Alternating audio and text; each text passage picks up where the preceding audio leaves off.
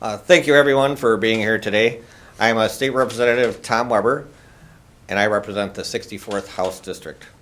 In April of 2019, one of the communities I represent, Crystal Lake, was rocked by the death of an innocent 5-year-old boy named A.J. Friend.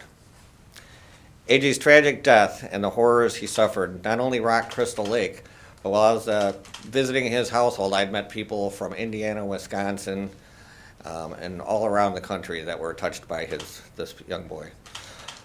A.J., like thousands of other children across the state, had previous interactions with the Illinois Department of Children and Family Services. Despite this, the systematic problems that have plagued DCFS and many years meant that A.J.'s voice went unheard prior to his death. Sadly, A.J. wasn't the first, nor would he be the last, who had prior contact to DCFS and who would pass away during 2019. 123 children were failed by DCFS in 2019. A shocking number of young people who needed DCF's help, but agency has failed them. As a parent, and soon to be a grandparent, it makes me sick to my stomach to think about. And I'm not alone in that feeling. Standing here with me is Representative Terri Bryant and Representative Joe Sosnowski. And although they couldn't be here with us, it is because of the advocacy and determination of people in the community in my district, the state's attorney's office in Lake and McHenry County, and local law enforcement that I'm here today, as well as several others around the state that legislation has wanted to change the course of a broken DCFS system. Last week I filed one of these bills, House Bills 5281, the A.J. Friend Act. The A.J. Friend Act gives local law enforcement the ability to investigate any allegations of child abuse or neglect. Shockingly, they do not actually have this ability currently. Under the law, only DCFS does. The current law states that law enforcement can only investigate an allegation of abuse or neglect when the accused is not the child's parent, a member of the child's immediate family, a person responsible for the child's welfare, an individual residing in the same home as a child, or a significant other of the child parent. So basically, most of these cases that we know already are committed by someone, oftentimes within the household, local law enforcement cannot investigate. If local law enforcement did have the ability to investigate any case of suspected abuse, in December of 2018, when A.J. told an ER doctor that his bruises might have been caused by his mother, he may still be alive today. The problems of DCFS won't be solved by the one bill, which is why additional pieces of legislation moving forward will be needed. However, this is something that we can start today. But it is my prayers that the previous unheard voice of A.J. and the other 123 children can be the catalyst to finally overhaul the broken system of DCFS before more children fall victim to the failures of what we've seen over this past couple of years. I will now turn the mic over to State Representative Bryant. Thank you. I want to say thank you to you all for coming today, and then also thank you to Representatives Weber and Sosnowski for inviting me to join this press conference. As Representative Weber indicated, I am a mother. I'm also a grandmother, and so and also an individual who grew up in a household where we had what previously were called foster care children, now youths in custody, and so it hits a little bit close to home. We can really take time to process the reforms that need to happen in DCFS to ensure better outcomes for children. But for my part, I've filed HB 5417. This legislation is intended to improve the efficiency of online reporting for mandated child abuse reporters. Oftentimes we pass a law in Springfield and then leave gaps in the details that are critical to actually implementing it.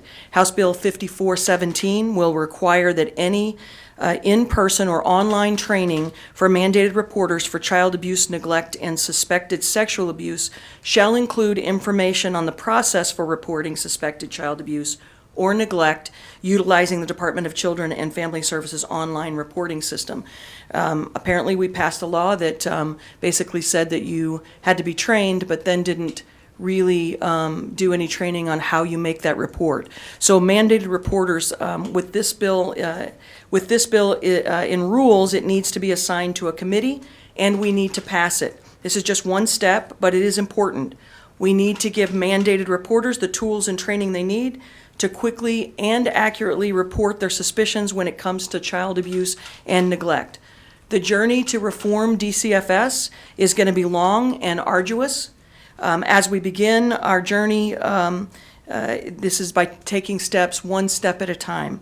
We're all here because we want better outcomes for children that come in contact with DCFS. The death of just one child is a tragedy, but the death of 123 children just last year is an inexhaustible crisis that requires our immediate attention. I've been encouraged to read that Governor Pritzker wants to increase the DCFS budget. That's a good start. But I also want to see the details of where the money is going to go. We need more caseworkers, and we need to lower the turnover rate for caseworkers. Recently, someone asked me what I thought needed to be done, and of course, as a quick response, I said, well, the building needs to be double the size in height, and we need to have twice as many workers.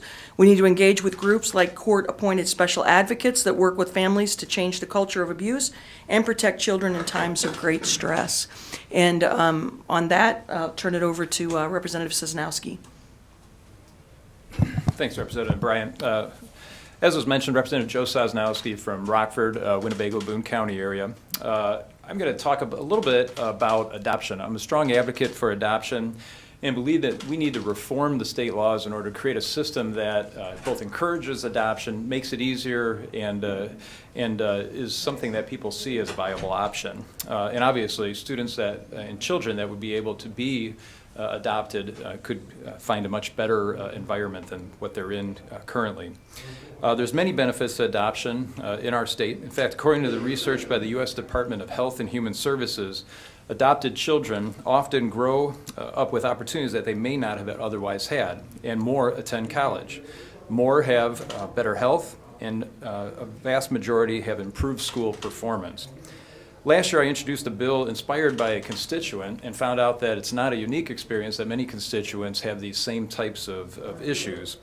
In this particular case, DCFS helped a family who was interested in adoption. They'd been taking care of a child for quite a while, moved towards the adoption process, and then were given a court order and approved as the adopted parents.